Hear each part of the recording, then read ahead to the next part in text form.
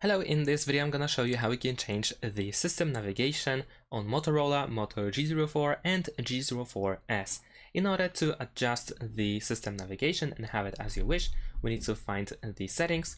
Then in the settings, you want to scroll down to find gestures. And finally over here we have the navigation mode. Let's go over here. And we have two options. We have gesture navigation, which can be which pretty much deletes the buttons at the bottom of the screen.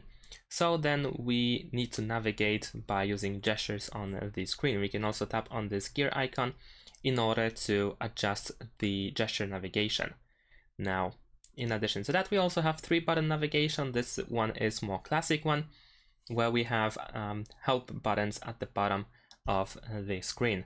We can also tap the gear button in order to enable and disable hold home for assistant option. And that's it. Thanks for watching. Leave a like and subscribe to my channel, and see you in my next videos. Bye.